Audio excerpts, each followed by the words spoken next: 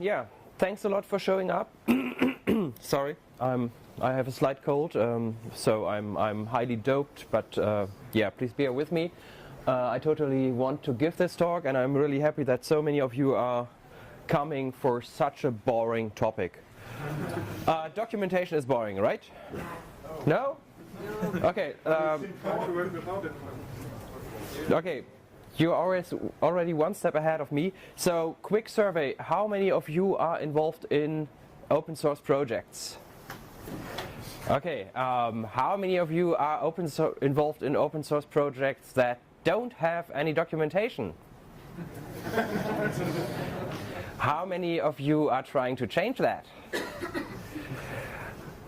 And how many of you have actually written documentation before? Whoa. Whoa. Didn't expect that. Okay, so this talk is titled Writing Open Source Documentation for Open Source Project. It's based on our experiences at SUSE, but we can apply the lessons that we have learned to other projects as well, and I will tell you how to do so.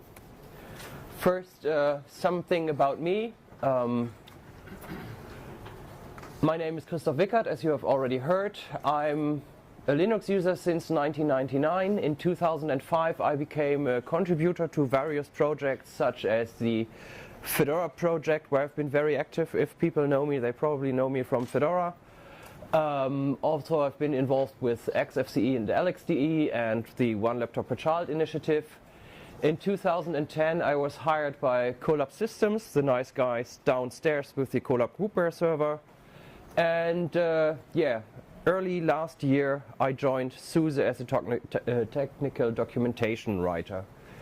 And as you can see here, I'm not sure if you can read it, this is the invoice from the first ever Linux distribution I bought.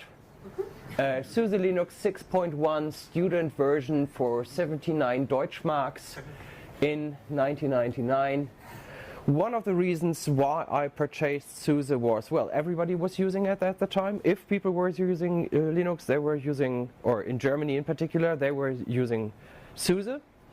And one of the reasons for that is it was a German distribution and it was always very strong when it comes to documentation. So documentation, this big handbook, was a great benefit. I still use this even when I no longer used OpenSUSE. I've been using other distributions. I've been using Debian, Fedora, whatnot.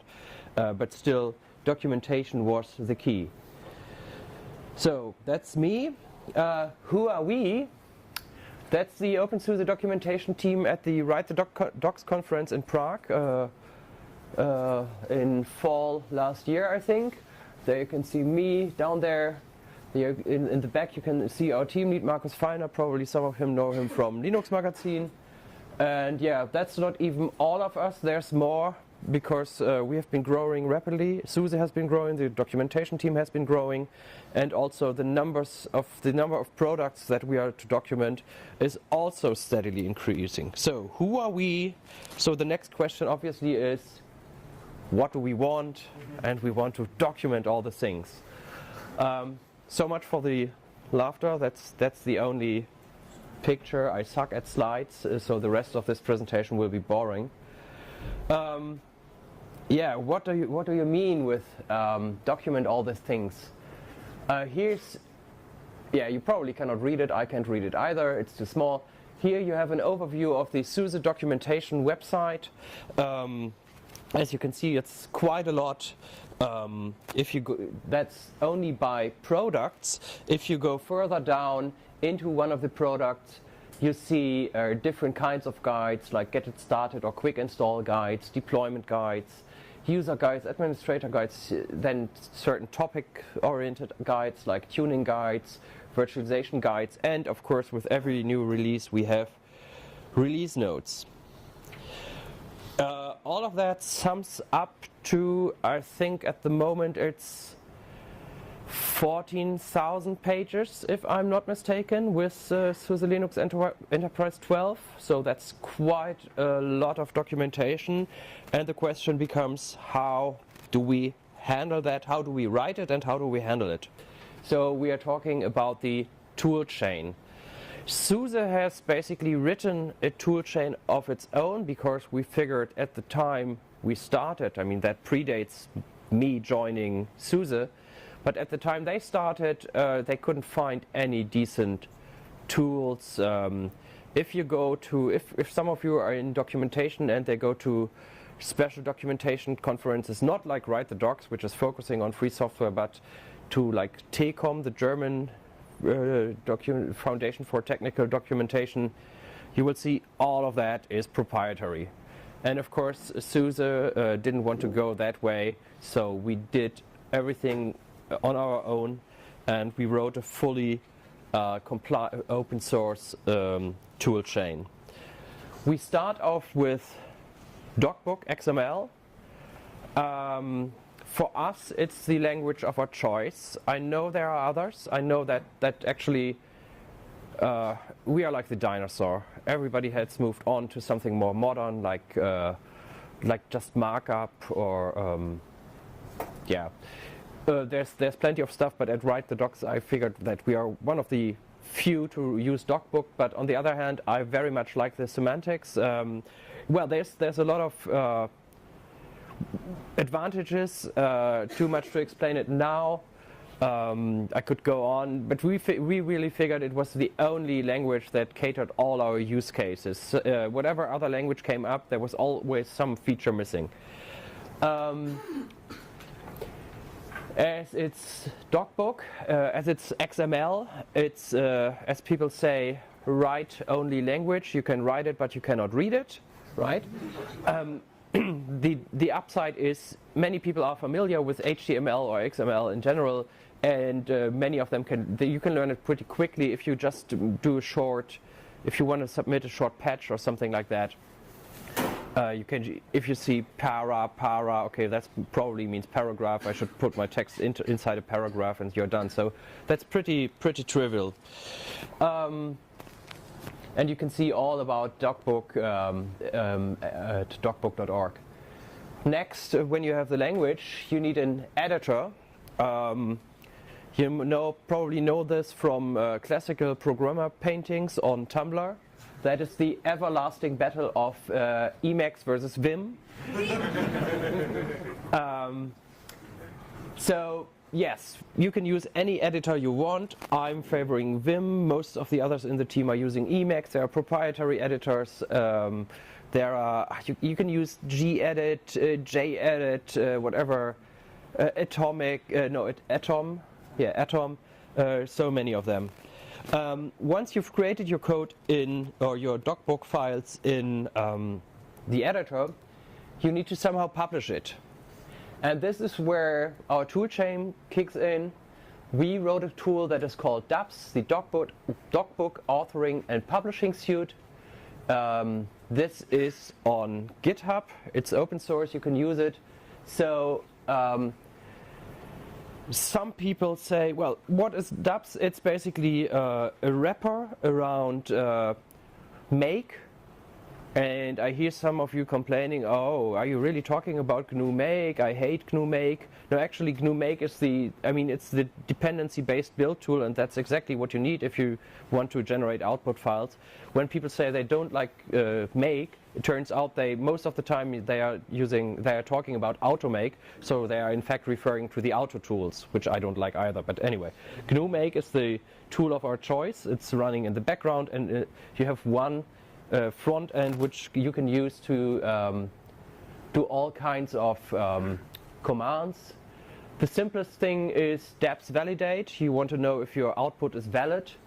If you want to generate a PDF file, you just type DAPS PDF. You can see that Make is running in the back because that's actually like the targets for Make, PDF, HTML. Then you can also pass options like grayscale, PDF or HTML single, otherwise you get a chunk of files.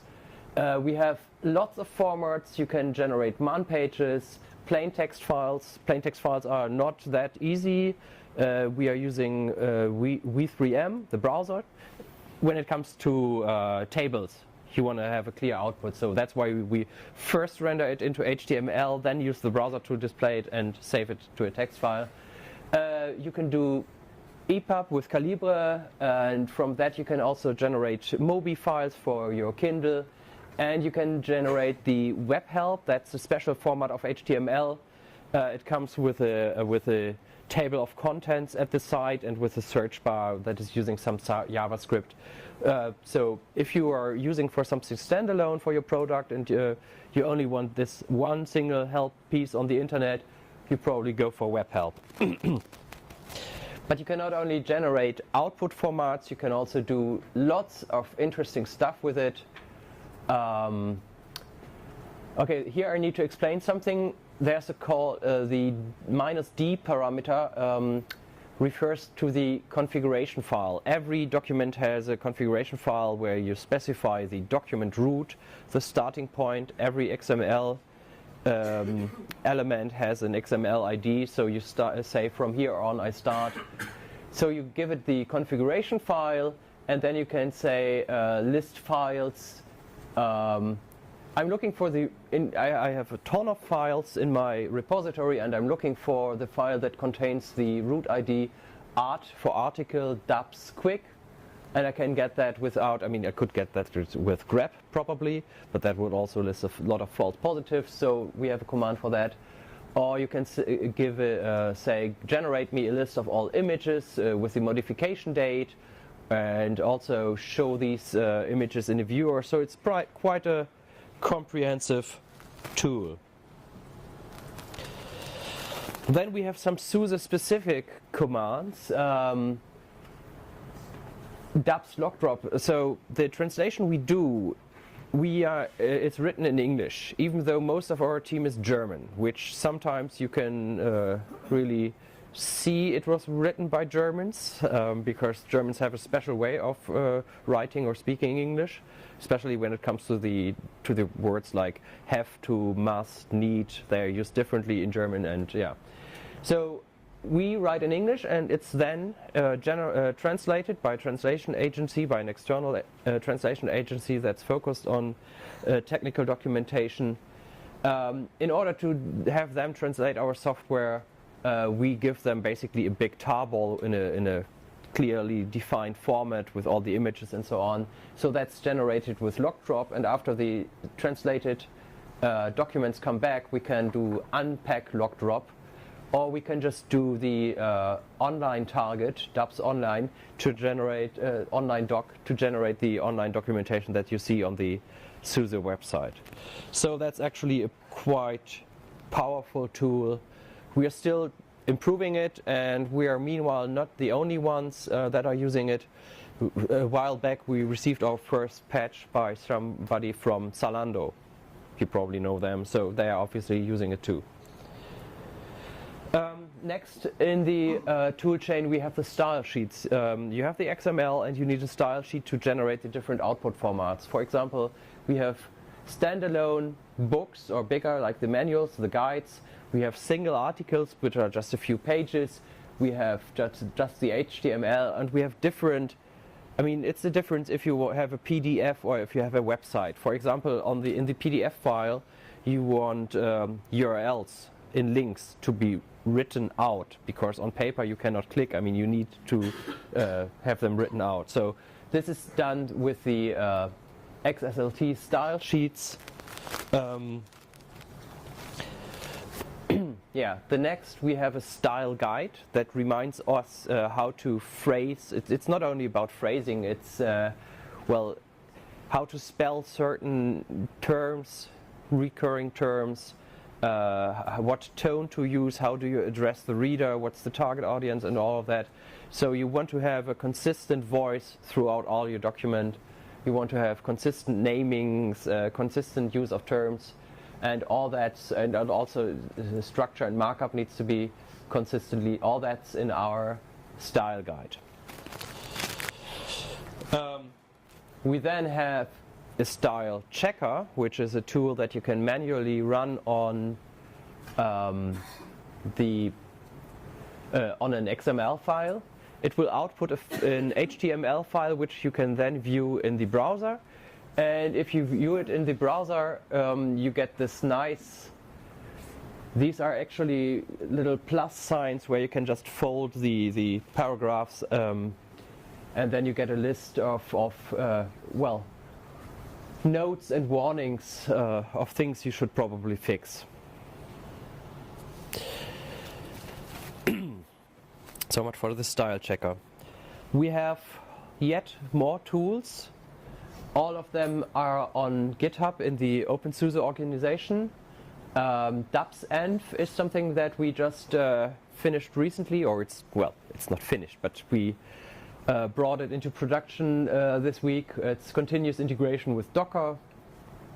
We have DBX includer for, well, in any of you knows DocBook, you can have includes, but you have the problem that if you have XML IDs, they need to be unique. And if you use an include various time in document, the IDs are no longer unique. That's something that we solve with DBX includer. We have the doc manager that manages meta tags. For example, is this document going to be translated or not? That's something, or what path is, once it's published on the website, what's the URL? These are custom tags that we added, and they are managed through the doc manager. We have a doc stats tool. GeekoDoc is our DocBook's subset. We don't use the full set of DocBook because it's just way too big. We want to actually limit the documentation writer to a certain subset of elements that they can use, and also that allows you to enforce guidelines, like you must not use nested lists with X level of nesting, or you must not use this element inside the other element, and all that's in the GeekoDoc. Of course, you need an editor that can read the schema files, and that that not only does syntax, like syntax highlighting or autocomplete, but that also like the structural, the semantic syntax thing, and also XML diff ng. ng is next generation. There was already an XML diff out there. If you compare XML files the classical way, as you do with Git, for example, even though we try to have very strict did I mention dubs auto format earlier? So we have common formatting like indentions and no white spaces at the end of the line and all that. Even though sometimes patches look messy, and that's why you can use the XML diff ng to really compare the content of the files, not the XML syntax. Okay, so much for the tool chain. You can ask questions later. Now I'm going to talk about the process. As I say, it's all open. Everything is on GitHub. Here you see the doc.sli repository. So it's no longer the OpenSUSE organization, it's the SUSE organization on GitHub. You have doc.sli and other repositories, all prefixed with doc, that's us. SLI is SUSE Linux Enterprise Server and related products. Here you can see the DC files for the admin guide or for the everything guide and so on.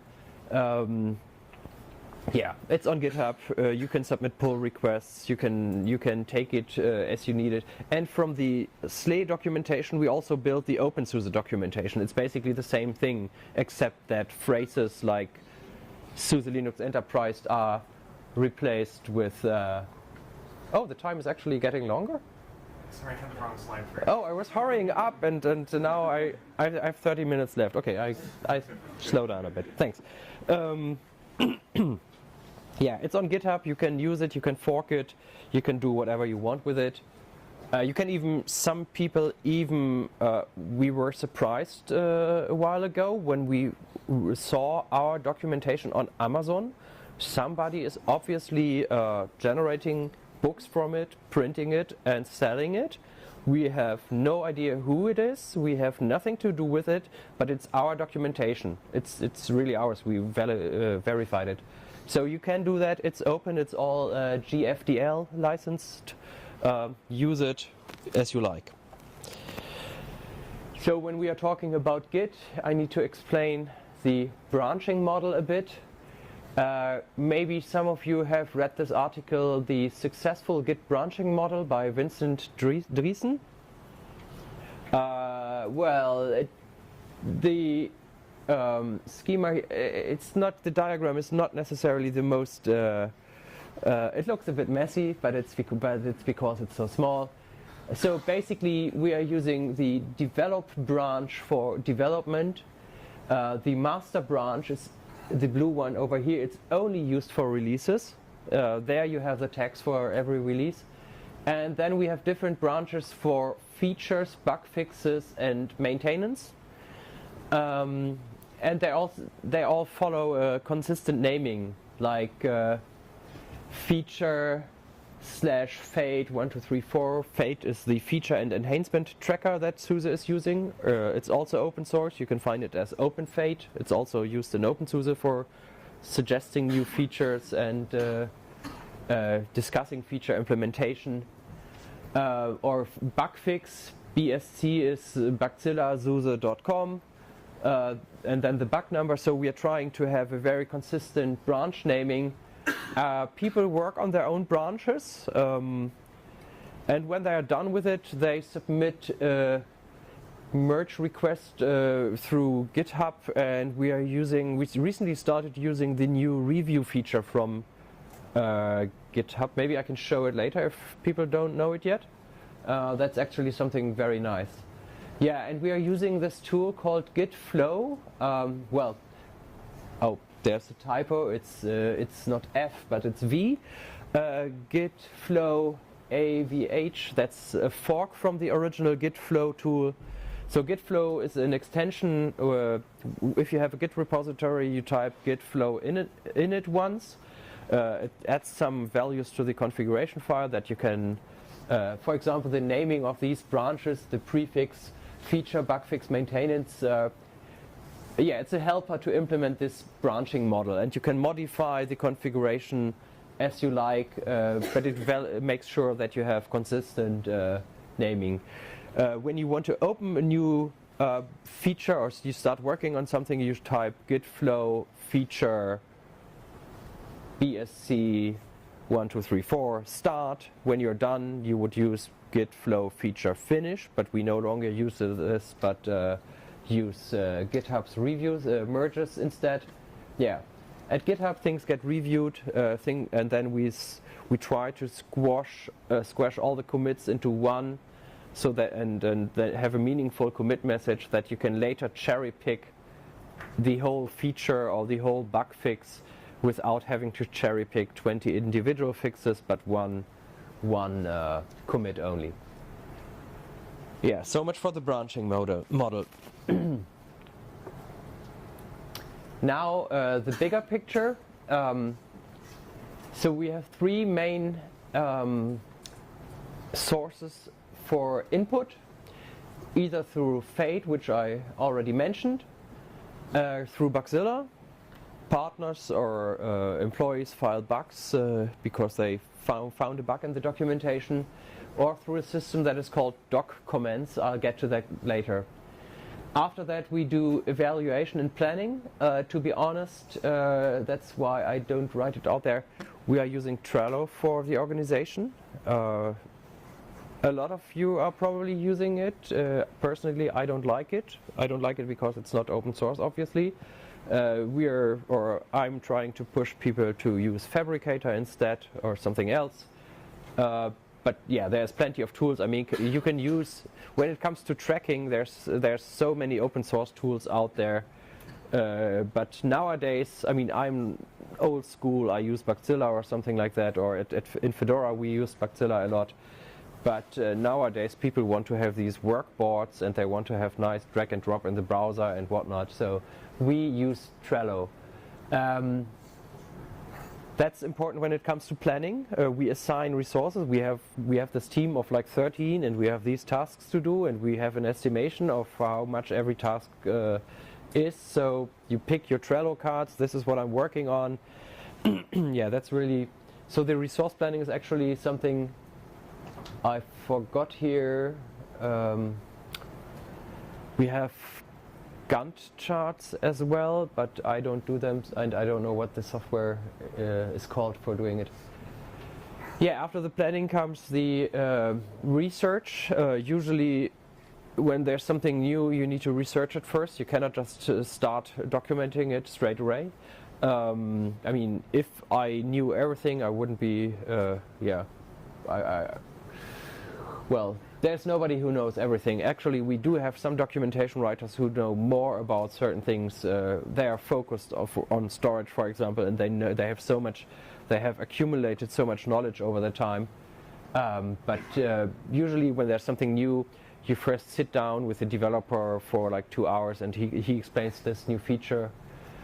Yeah, then comes the documentation. This is where all the unicorns are born and everything. Yeah, it's sometimes it's hard work, but it's just writing the stuff. And I think I've explained the toolchain already, so let's just say it's magic. After that, we send it to the developers for feedback. It's not yet published. Some of the documents are then translated, and then they are published on the website later. So one thing, but that's actually, we are not done once it's published. I mean, it's a constant iteration, not only with every new SUSE release, but with every release of the documentation. Sometimes we do publish doc updates after the release, and also with every feedback we get. And the feedback is something that many people forget when they write documentation. So we have two main methods for feedback. One is you can report a bug. So as you can see, these are two screenshots from the SUSE documentation, from the online documentation, and there's actually a report bug at the bottom, at the top, for every paragraph, which automatically opens Bugzilla. It fills in all the forms, which book is it, which chapter, which everything, and then people just need to fill out their feedback or their criticism or whatever they have in the comment field of Bugzilla. The other system, I briefly mentioned it earlier, it's called doc comments. This is the system that you see here. Once again, in the background we have the XSLT style sheets working. The XSLT style sheets, again, docbook, they allow you to, for example, on the we have a nightly version of the documentation that's generated every night. If you click the feedback button there, you're directed to Bugzilla. But on the documentation that goes live, you're directed to the doc comment system, which is more intuitive. You just need to fill out your email and your name and can provide feedback. So for technical people, Bugzilla is probably the way to submit feedback. For less tech-savvy people, it's probably documents. Or other people just send us emails to doc-team@suse.com, so that works as well. But really, don't forget the feedback. And don't rely on people. I mean, make it easy for people to give feedback. Don't rely on, if the hurdle is so high that you require them to submit pull requests on GitHub, you probably won't get a lot of feedback. So there needs to be a low entry barrier for feedback, and the more feedback you have, the easier it is. The more feedback you get, the better your documentation gets. And in the end, ideally, all questions are answered, and no more feedback needed, which never happens. But all right, but so far that works out pretty well, and I think compared to other documentation teams, we are doing pretty fine.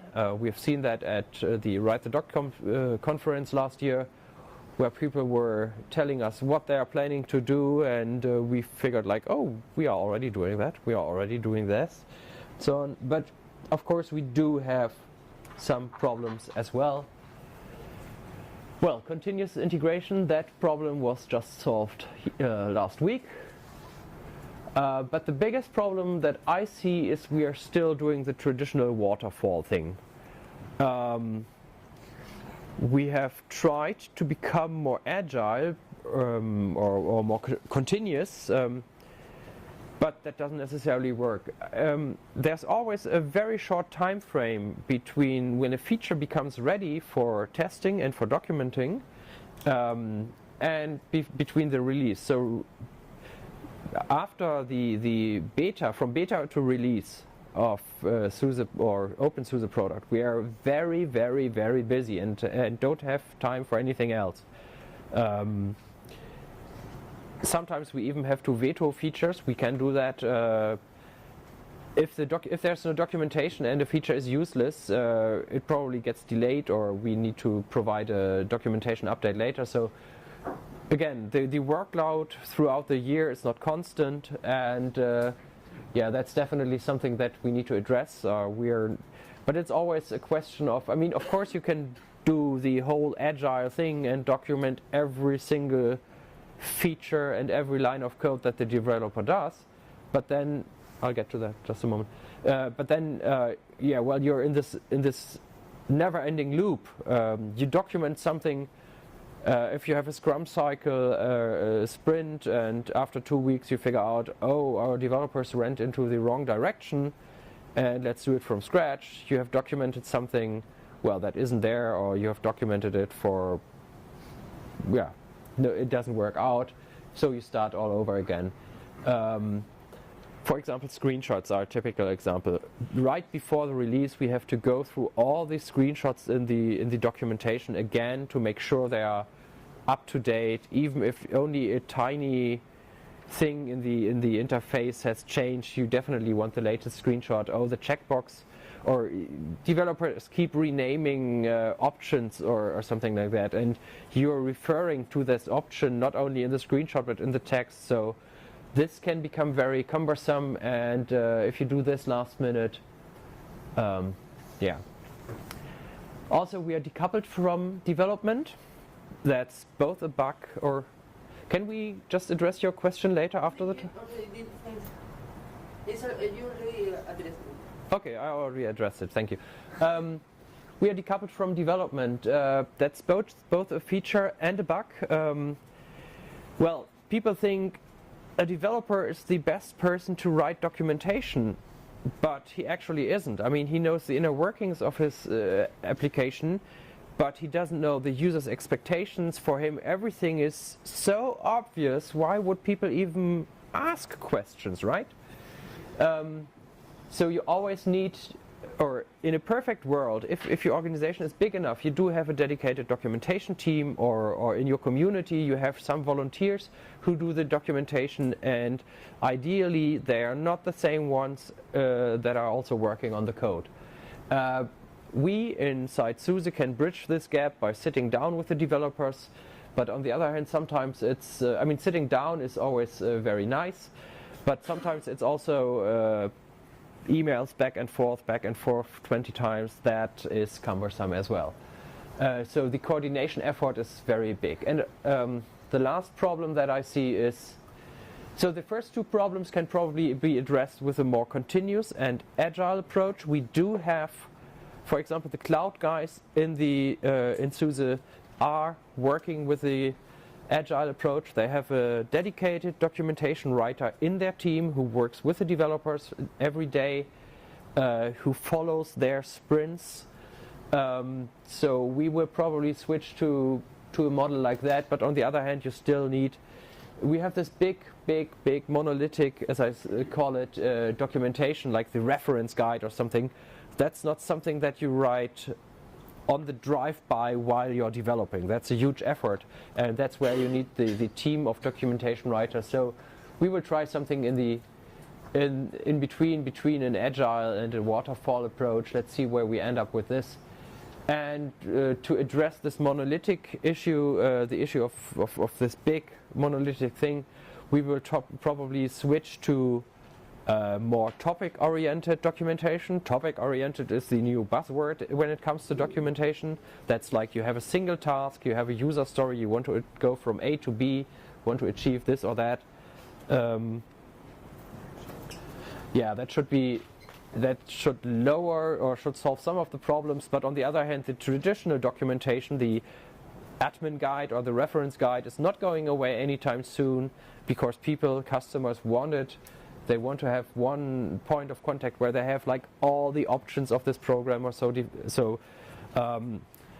The new topic-oriented formats we are using are more like an addition. We recently started a series called SUSE Best Practices, which will do the best practices for virtualization, the best practices for this or that purpose. So that's more topic-oriented. And now let's go to the lessons we've learned.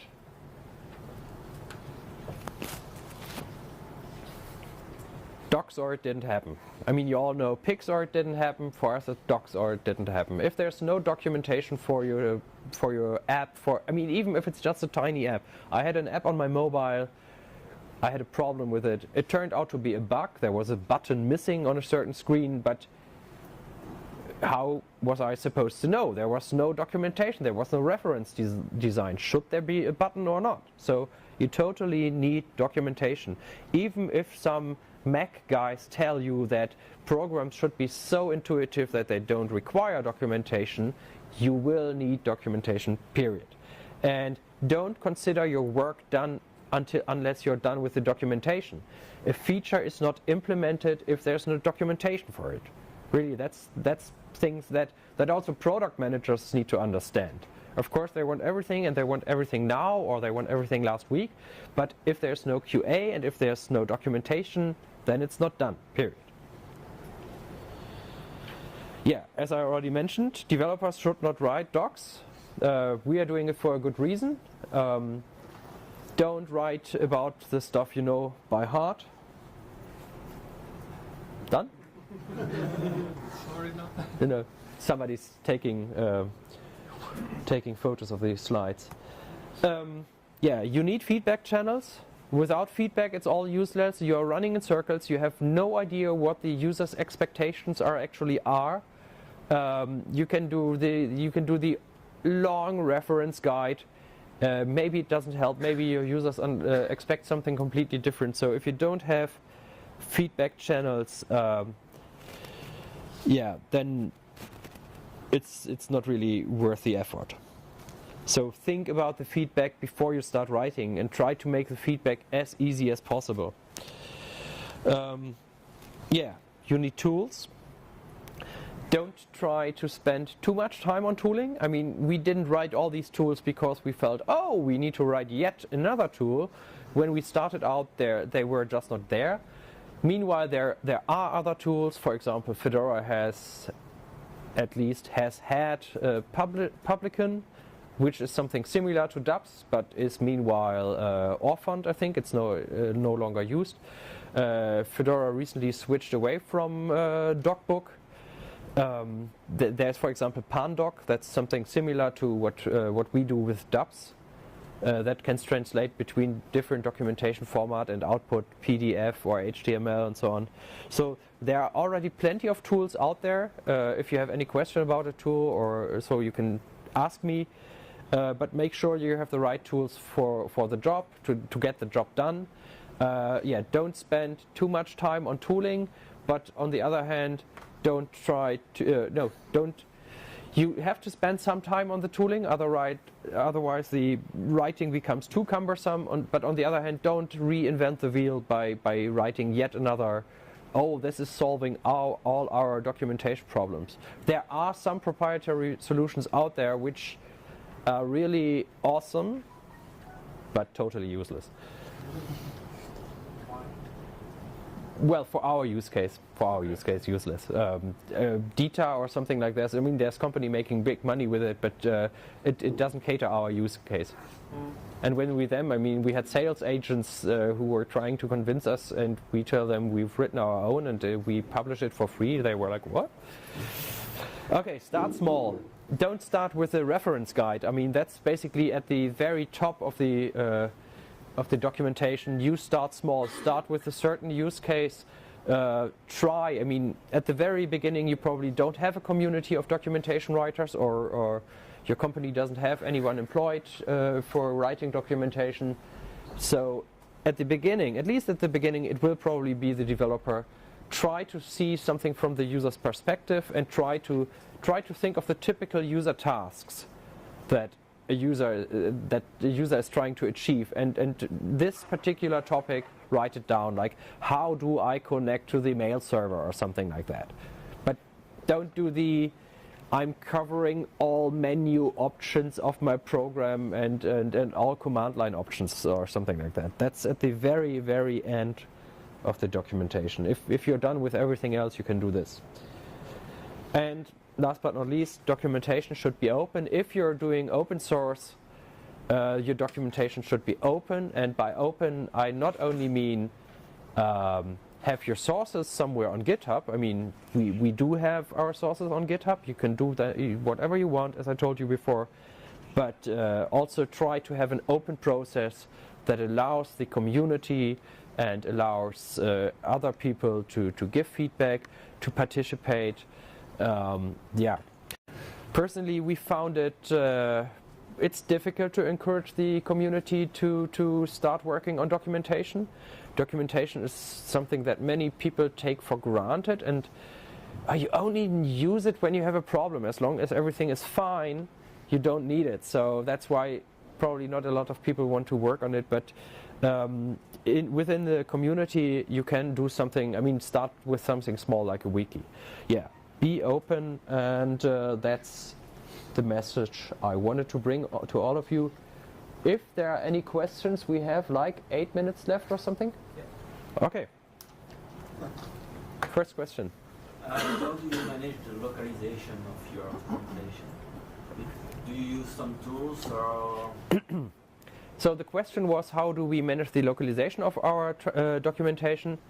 I mentioned the doc manager earlier. The doc manager has, so at the head of the document you have some meta tags, some additional docbook elements, custom elements, and they define whether or not this documentation is translated. So for example, the install guide is translated into these 20 languages, the quick install, while the reference guide is only available in English, or the tuning guide or the virtualization guide. So I think we have like around 20 different languages. It's like, or we have like some stuff is not translated at all, others is translated into 6 languages.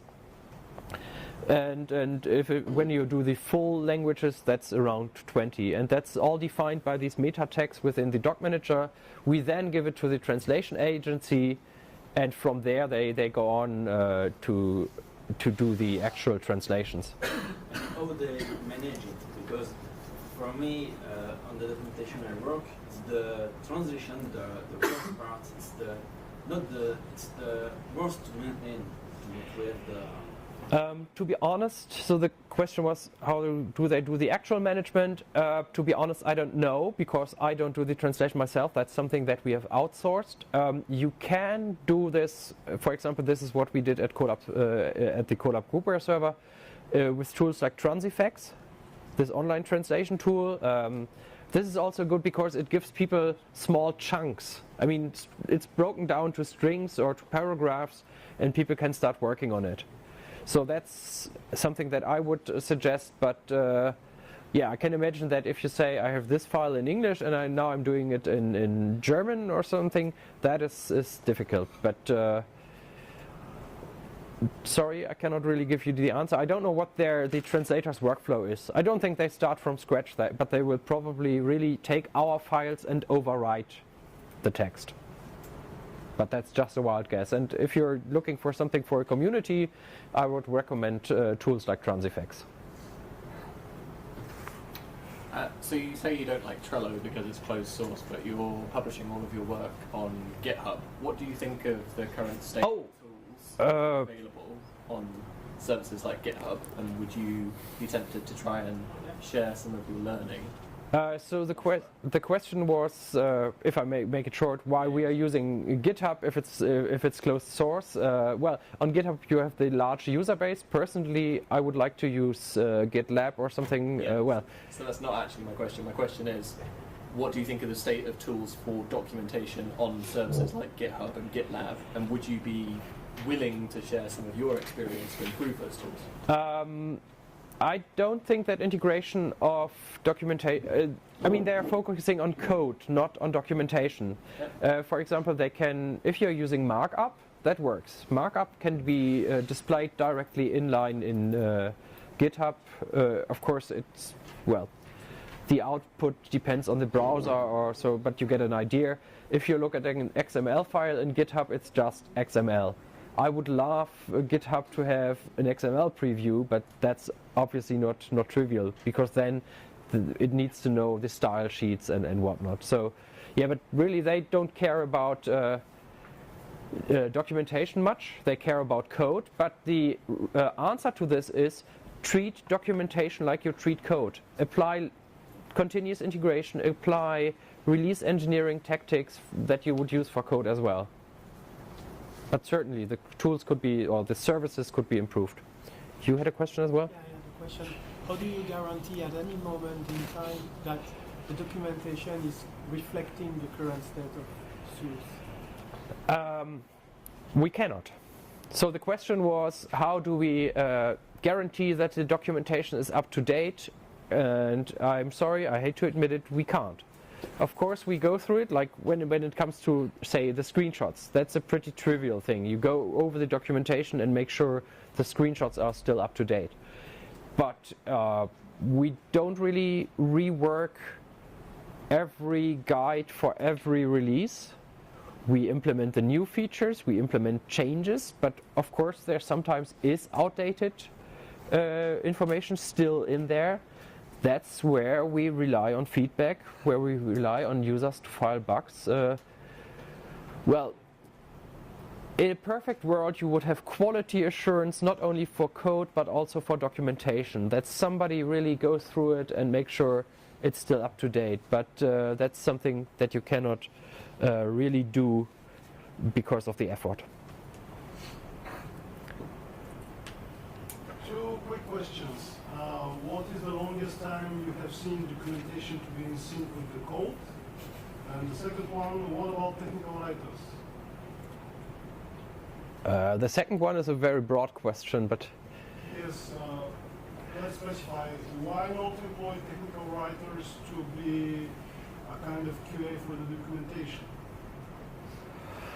Okay, the second question first. Why not have technical writers as QA for documentation? I'm not saying that I'm against it, but it's the question whether or not if you can afford it, if you have somebody only working on QA of docs. And also I think that people who do QA, I've been doing QA before, they should see things just like the documentation writer needs to see things from a different perspective as the developer. Somebody in QA needs to see it from a different perspective. So actually maybe a technical documentation writer wouldn't be the best person for QA on docs. I would rather have real-world user testing of docs. Grab people from the street and tell them to perform this or that. If you have topic-oriented documentation, it should be easy to give people tasks that they fulfill, and then you see if it really works or not. That's more interesting than QA. So I think we are running out of time for questions. Okay, final questions. For those of you who don't have a chance, I will be around on the hallway. You can grab me there. Okay, you got the... I have one question. Do you reach out for upstream? Sure. Sure. We reach out for so the question was if we reach out for upstream. Yes, we try to. But sometimes I mean, if I find something we work with upstream,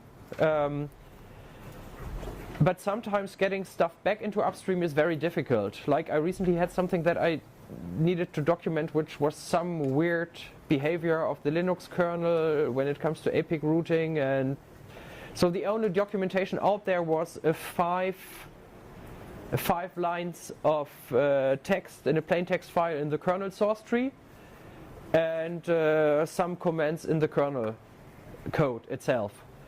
I would love to fix that, because then I can say, oh, I have a commit in the Linux kernel.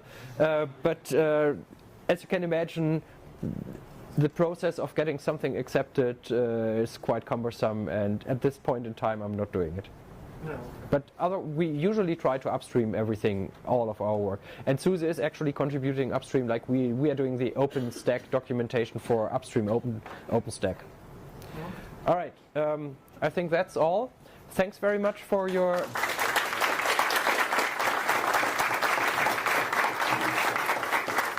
Yeah, so use our tools, break them, provide feedback, send fetches. Thanks a lot.